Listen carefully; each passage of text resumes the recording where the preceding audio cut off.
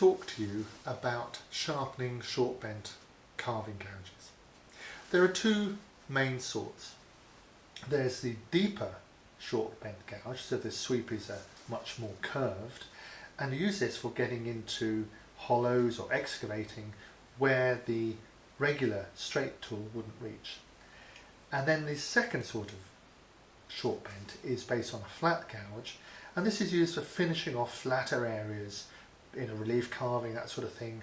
It's called a grounding tool or a grounder, and you can use a short bent chisel for the same purpose. Now the thing is that because the function of these two tools is a bit different, one's going into hollows, one's flattening the surface, they need to be sharpened in a somewhat different way. So the hollow tool, the one that's got a deeper sweep, the main thing about that is that the bevel on the background can be curved to reflect the crank, the curve in the tool itself. In other words, you take off the heel completely.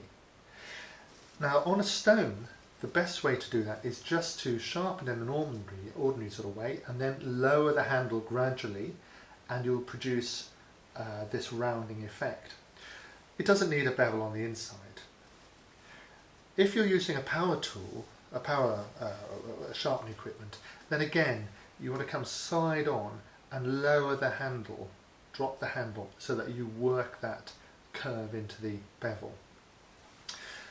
So when it comes to the flatter gouge, that needs to be treated much more like an ordinary carving tool. So you maintain the cutting angle there. So when you present it to the stone, you would maintain the normal cutting angle, 15 to 20 degrees, to the wood. So you present that to the stone, and you need to hold it in a particular way, like I'm showing you here, in order to get the angle consistent.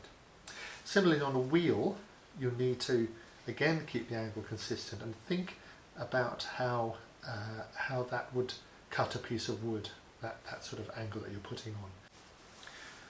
So the two gouges are sharpened differently because of their different function.